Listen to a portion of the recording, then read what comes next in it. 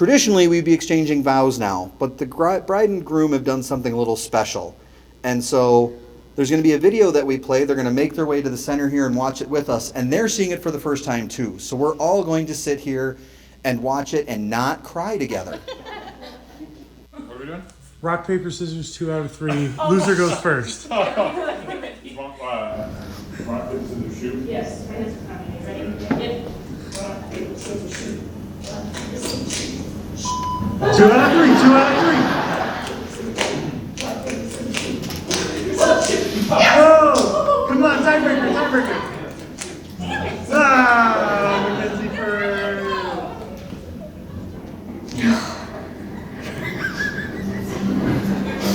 Oh, God.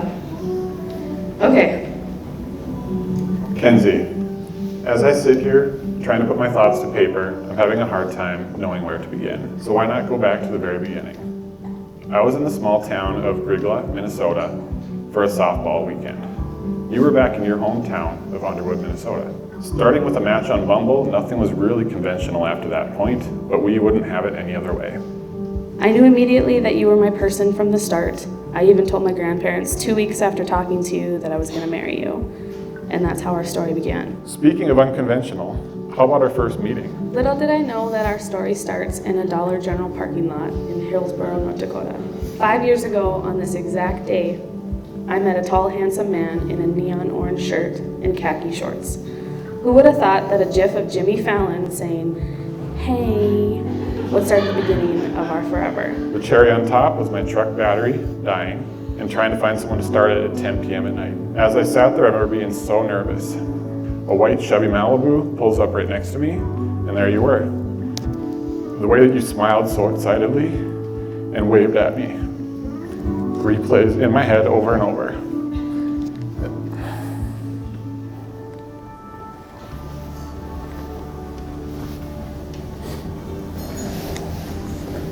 I remember thinking that there's just something I would love to see forever.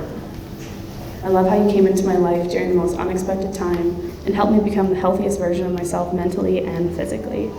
I see a man who has been raised by 2 amazing people and a man who values his family more than anything else.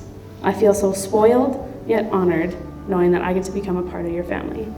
I fell in love with you because you reminded me of home. I always enjoyed the saying, a girl will end up finding a guy who reminds her of the first man she ever loved, her dad.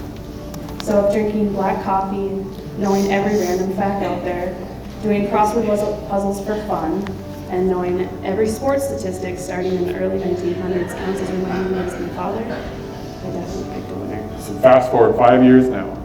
I've been seeing that smile for 5 years, and I want to see it forever. It has the ability to light up any room.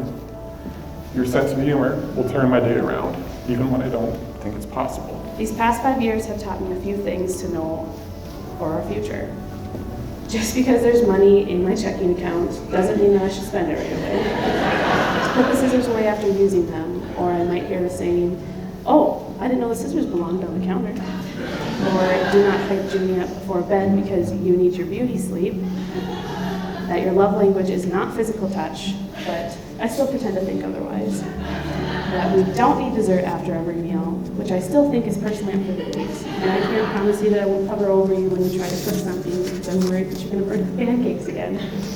And I can't promise you that I won't make you hug me every day when I come home from work because your presence, your touch, and your smile are what make me a happier person. You challenge me in areas and that I need to be challenged, and you bring me out of my shell.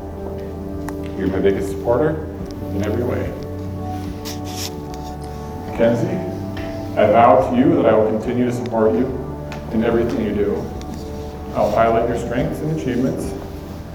I'll challenge you to be the best person you can be in every way. I will be your shoulder to cry on and a listening ear that you can turn to. I will love you unconditionally with my words and actions. I look forward to many adventures across our lives, and there's no one else I'd rather spend it with. I love you more and more every day. Zach.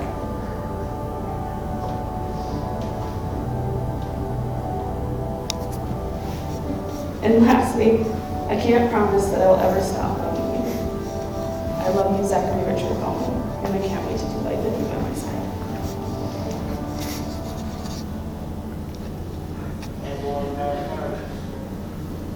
I did not expect that at all. Yeah. Oh, gosh.